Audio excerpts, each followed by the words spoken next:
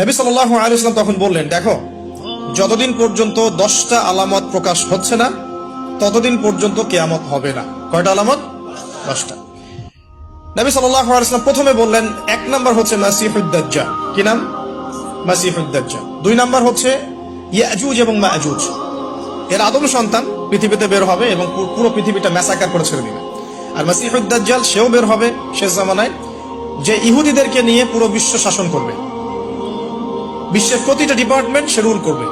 এবং দাজ্জালের চেয়ে ভয়ঙ্কর কোনো ফিতনা এই পৃথিবীতে আসে নাই, আসবেও না। প্রত্যেক নবী তার কওমকে দাজ্জাল সম্পর্কে সতর্ক করেছিলেন, এমনকি নূহ আলাইহিস সালাম পর্যন্ত তার উম্মতকে দাজ্জালের ফিতনা সম্পর্কে সতর্ক করেছিলেন।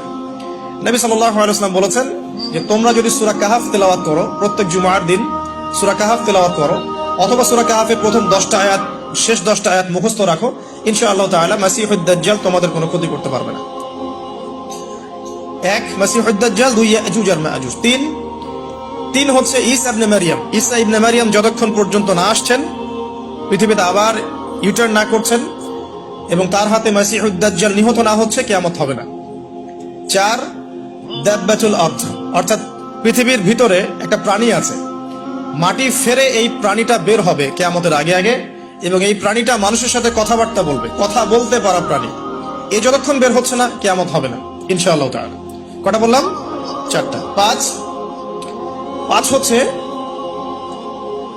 দুখান বা ধোঁয়া।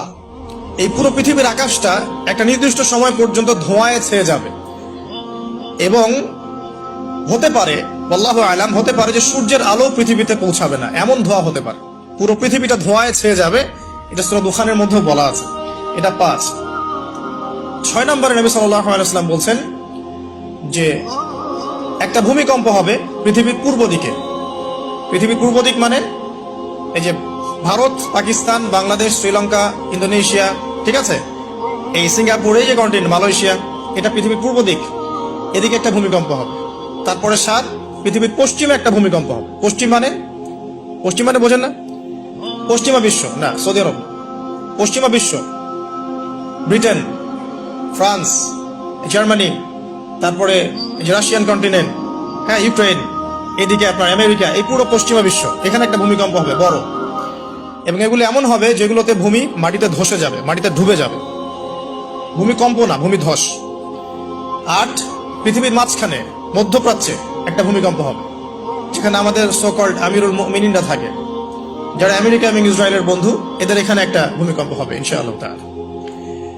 আর 9, ইয়েমেন থেকে একটা আগুন বের হবে। ইয়েমেন থেকে একটা আগুন বের হবে, যে আগুন মানুষকে হাসরের মাঠের দিকে তাড়িয়ে নিয়ে আসবে।